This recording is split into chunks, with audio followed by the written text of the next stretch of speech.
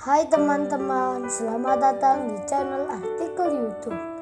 Channel pertama cerita Kenshin. Kali ini admin upload lagi ya. Terima kasih. Kisah pemuda kaya, anak bos besar, pemilik 73 perusahaan, yang menjadi cleaning service. Episode 704, Kaori yang mendengar cerita gurunya. Kalau sekolah ini akan segera dirobohkan, mau dibangun proyek yang besar. Kaori pun tak terima. Langsung saja Kaori bertanya, "Oh ya Ibu Katrin, memangnya kok bisa begitu?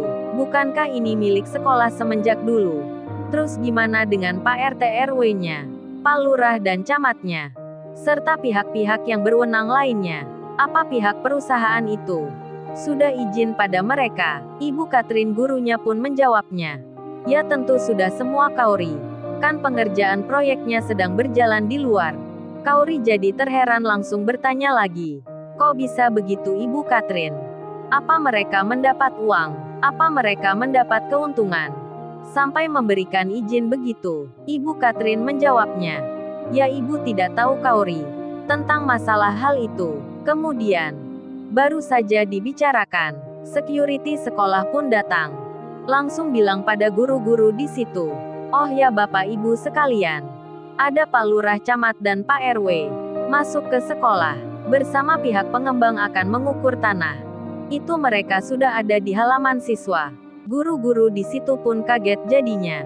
Langsung mereka semua keluar. Kaori pun mengikuti. Setelah di halaman depan, terlihat beberapa orang. Nampak Pak RT, Pak RW, Pak Camat serta Pak Lurah telah ada di sini, dan di belakangnya ada orang-orang pengembang, yang tak lain bos-bos proyek, pimpinan-pimpinan perusahaan. Pak RT di sini pun lalu bicara pada kepala sekolah yang tak lain Ibu Katrin. 'Oh ya Ibu guru yang bertanggung jawab di sekolah ini. Saya selaku RT di komplek wilayah ini, bersama orang-orang penting di sini, mau memberitahukan berita ke Ibu Bapak sekalian. Kalau waktu pembongkaran sekolah ini akan dimajukan dari 1 bulan menjadi 2 minggu ke depan. Dan ini bos-bos perusahaan di belakang saya. Mereka ini orang-orang yang sangat penting dan berjasa. Akan membuka proyek-proyek besar di sini. Dan tentu saja membuat lowongan banyak pekerjaan. Oh ya Bapak Ibu sekalian kenalkan beliau-beliau ini. Dari kanan ada Pak Oseng, Pak Benyamin, Pak Nanang, Pak Hartanto, Pak Thohir, serta dari pengusaha-pengusaha muda yang sukses pula. Ini ada Mas Antoni, Mas Radit, Mas Kevin, serta Nona Maya dan Nona Anggun. Mereka-mereka ini yang punya mega proyek di sini. Mau tahu ukuran tanah sekolah di sini? Biar nanti langsung bisa dikerjakan bangunannya. Tentu saja kabar itu membuat guru-guru di situ menjadi sedih dan tak berdaya. Karena pembongkaran sekolah tak bisa dihindarkan. Sebab yang dilawan bukan orang-orang biasa, melainkan pengusaha-pengusaha kaya. Yang di belakangnya ada oknum aparat yang mengawalnya. Ibu Katrin kepala sekolah pun menjawabnya, "Oh ya Pak RT dan Bapak Ibu yang terhormat lainnya. Saya selaku kepala sekolah di sini, ingin minta tolong sekali. Waktu 2 minggu sangatlah singkat buat kami, untuk mengemas dan mengurus semua perlengkapan di sini. Serta untuk mencari tempat pindah yang baru. Murid-murid kami banyak sekali. Gimana nasibnya nanti, kalau tiba-tiba mereka tahu sekolahnya dibongkar?" Sekedar diketahui, pembicaraan itu tak didengar oleh murid-murid sekolah di situ. Sebab mereka lagi sibuk berlomba. Dan Ibu Katrin yang meminta keringanan agar diundurkan waktu pembongkarannya, malah dijawab dengan sinis dan tak suka. Salah satu pengusaha itu berkata, "Pak Oseng bicara, itu kan bukan urusan kami. Yang penting kita 10 pengusaha sudah membeli tanah sekolah ini.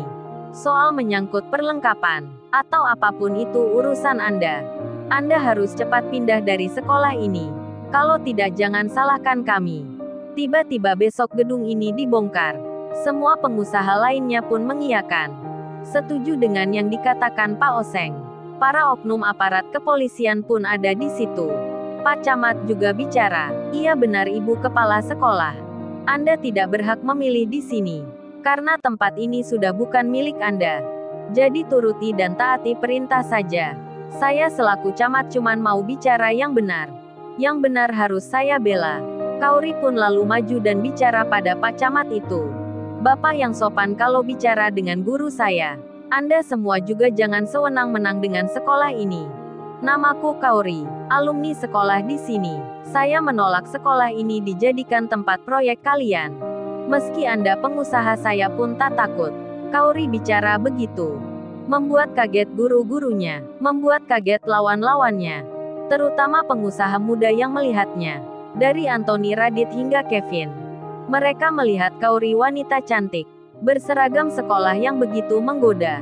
Langsung saja mereka terpanah. Merasa terpikat dan suka. Pak Camat pun lalu berkata, "Mbak ini kok berani sekali bicara begitu. Di sini suratnya resmi semua. Ada aparat yang berjaga. Dari RT RW lurah dan camat pun sudah setuju. Kalau sekolah ini akan dibongkar. Lantas mbaknya mau melawan pakai apa memangnya?" Kaori menjawabnya, "Aku adukan ke suamiku yang di luar.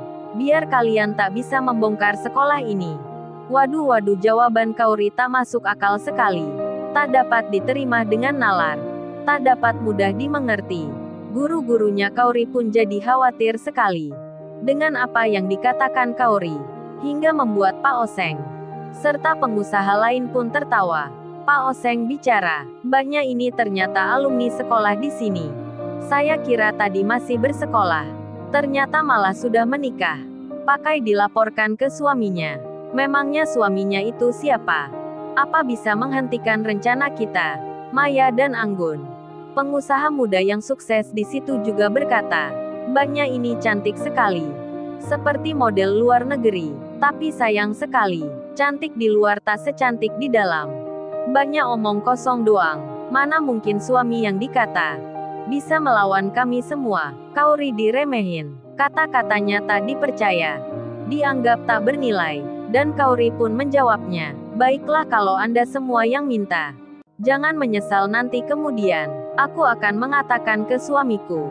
Kaori pun menelpon Kenshin. Saat itu Kenshin ada di warung depan. Warung yang tak terlihat dari luar. Karena tempatnya tersembunyi. Di balik tertutup dinding beton. Rupanya itu rumah-rumah warga. Yang akses jalannya ditutup pihak pengembang. Ditutup beton-beton yang tebal dan panjang. Kenshin yang awalnya mencari kopi. Diberitahu orang. Kalau di balik batu itu ada yang menjual. Kenshin pun kaget melihatnya. Ada yang berjualan banyak di sini. Tapi sepi pembeli. Kenshin pun teringat Kaori yang tadi bilang. Jalannya sudah berubah. Ternyata warung warga di blok proyek ini. Kenshin pun di warung kopi. Akan beli satu dibungkus bersama es yang dicari. Kenshin pun bertanya. Kenapa para warga tak pindah? Masih berjualan di sini. Padahal tempatnya tak terlihat dari luar. Yang ditanya pun menjawabnya. "Oh ini rumah kami. Mau pindah kemana memangnya? Kami tetap tak menyerah berjualan di sini. Meski pembelinya tak banyak. Para pekerja dan anak-anak sekolah. Kita di sini tetap melayani. Kita tak akan menyerah. Dengan orang kaya, yang semenang-menang mereka, jalan umum dibelinya. Agar kami mau pindah rumah. Sampai mati pun kita warga di sini akan menolaknya." Kenshin akhirnya mengerti. Ternyata pembangunan proyek ini ada masalah dengan warga sekitar. Di tengah itu Kaori menelponnya. Kaori lalu bilang, "Say kamu masuk sekolahku ya. Ini ada orang-orang jahat yang akan menggusur sekolahku. Aku nggak mau tahu. Pokoknya kamu harus menghentikan mereka ini. Ini sekolahku dulu. Aku nggak mau digusur. Kasian guru-guruku. Kasian murid-murid yang di sini. Cepat say kamu masuk ya." Kenshin pun menjawabnya. "Baik Kaori, aku ke sana." Lalu, bagaimana kisah selanjutnya? Subscribe channel ini untuk episode berikutnya. Terima kasih. Jangan lupa ya guys, untuk kelanjutan ceritanya ada di Artikel YouTube. Jangan lupa subscribe ya guys. Dan tekan notifikasinya